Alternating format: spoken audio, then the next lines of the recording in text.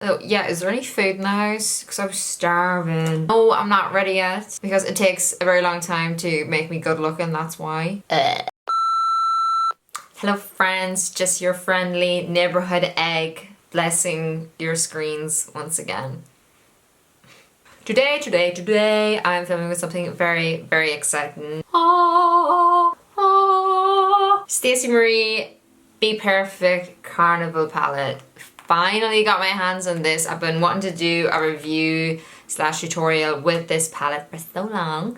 I was at the launch party in Dublin there on Thursday and I finally got my hands on it. So yeah, let's just sit down, grab a cup of tea if that's what you're into. Let's chill and find out what the crack is with this palette. Before we get started, like what I always say with every review, yes, I am a massive fan of Stacey. Yes, she is the loveliest person ever. But that does not mean if I find a problem with this palette that I'm not going to say that and express that. This is a video. If it messes up, you're going to see it. I cannot hide anything. But I've seen an awful lot of looks created with this palette already, so I'm really excited. Well, let's get stuck in, shall we? Okay, so I haven't even swatched this bad boy yet, but this is what it looks like. There's 24 eyeshadows, 2 highlighters, I think 17 mattes, which is pretty cool. As you can see, Carnival is a pretty good name for this bad boy. Super, super colourful. I have 2 highlighters as well. Looking at them, they're a lot darker than what I would usually go for. But we're not going to be a negative Nancy, and we're not going to judge before using. Don't judge a book by its cover, it's what's inside that counts. So I've started this the exact same way as it would any other eye look that I do. I have my base on, so if we have fallout, it's not going to be good. My P. Louise base on as well, so if eyeshadows don't work with that, I don't know what to tell you. Shabuya, shabuya, sha. So I already have my P. Louise base on my lids, already primed, not set. You know the drill. So the first shade I'm going to be taking is this shade here called Guilty. You guys know I always go in with a slightly darker colour first. Creating my rounded shape with this first, until it looks something like this pile of pink poo. And I'm taking the shade Lit. When I seen this color, I was like, holy shit balls. It's very orange, like it's very neon, but there's no need to be. It's not like super intense straight off the bat, which is great. It's very easy to build up. I'm literally applying that right over where we had the first shade, just to kind of mix the two together. I don't actually want it to be super orange right now, but by popping it over the first shade, it's gonna make it more of like a, I have no idea how to even describe that color, orangey pink. There's not a lot of fallout from these colors at all when dipping your brush in, apart from one shade, but I'll get to that now in a minute. What I found with these eyeshadows so far is that the color payoff straight away isn't super crazy or isn't, you know, too intense.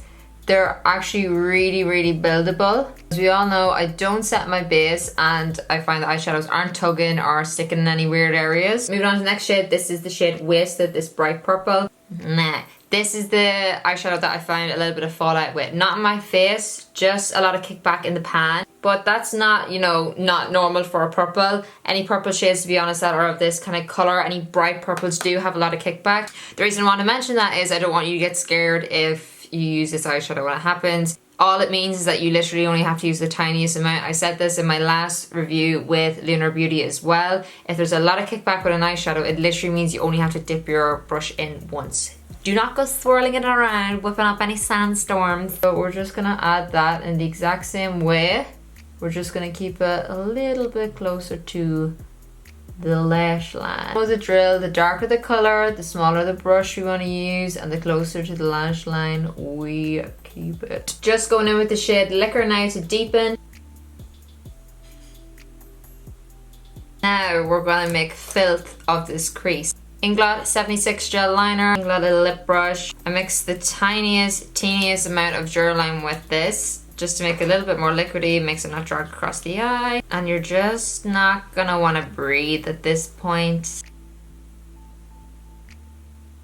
Now whenever it gets like this, we wanna make sure we blend this part a little bit more because we don't want it to just be a harsh line, because when you put eyeshadow on top, it's literally just gonna look like a big harsh line. So I literally just wiped off the excess on my brush and I'm just blend it. Setting that base, just using a white eyeshadow. It's gonna stop your base from creasing and also gonna make it super opaque and white. Work my way across the lid then using Keen, the yellow shade, and Lit, the bright orange, just to blend it into that purpley maroon shades we got going on.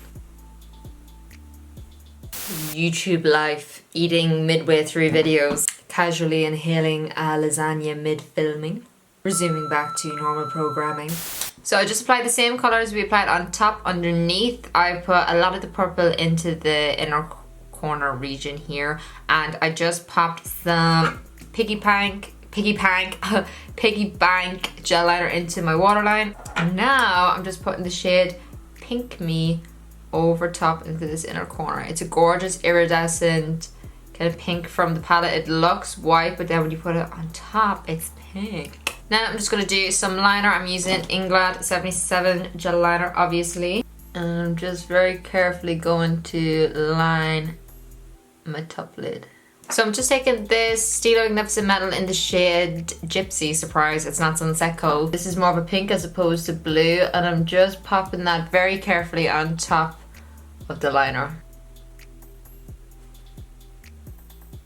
Just popped on some mascara and lashes, and this here is the finished eye look. Ciao. These are the SoSubySj Paris lashes, I believe. So moving on to the face, I have my base done, but I don't have my highlight done yet because we have highlighters here. So I'm going to be using the lighter one of this, which is Sand. Ooh. There she is. Okay, I don't know why I was scared. I think I was expecting this to go on super intense straight away. But you actually have to build it up, which I prefer, honestly. Sometimes highlighters that go on super intense straight away are a lot harder to blend and kind of look stripy on the skin. This one has got a little bit of like a peachy, pinky, champagne, every color of the rainbow apparently reflects to it. Okay, Stacey's coming for us all. For the lips, I'm going to use my Nars Precision Lip Liner.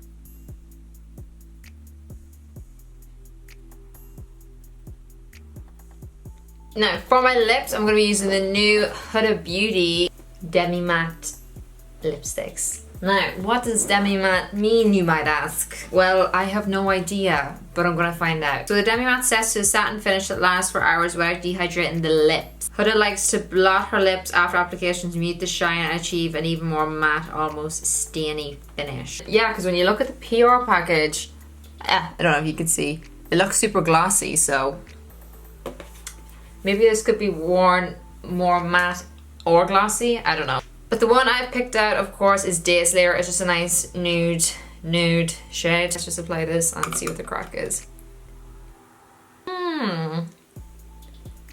That's a weird texture.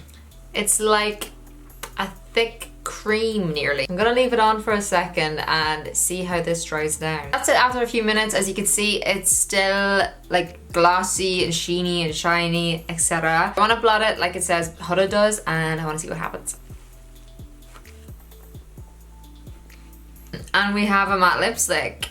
Okay, I see what you did there, Huda. So normally a typical gloss, whenever you do that, it does tend to wipe off any like color underneath, but this literally just looks like a lipstick now.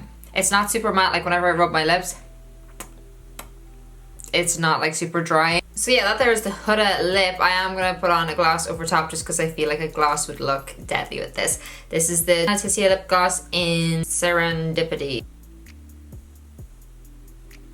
Cue the sexy, well, trying to be sexy makeup montage now.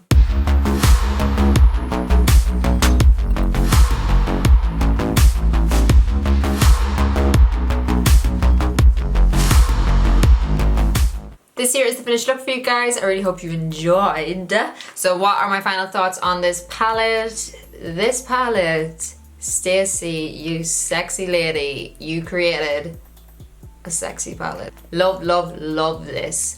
I feel really inspired whenever I look at it. We have a lot of blue kind of tone, something that we don't see in an awful lot of palettes. Obviously we all know Stacey here. If you don't, you need to remove that rock that you are situated under. Stacey always does super colourful, super fun looks, and I feel like that's really reflected in this palette. It is so cute as well, although I kept thinking that this was powder from my palette. But that's fine. I'm so happy for you, Stacey. I've been following Stacey since she had like 6,000 followers. Honestly, we've been following each other for years, and it's so incredible for me to see how far she has come and to create this masterpiece with BPerfect. So weird how you could just be so proud of someone that you've only met twice and who you only really know through online, the interweb.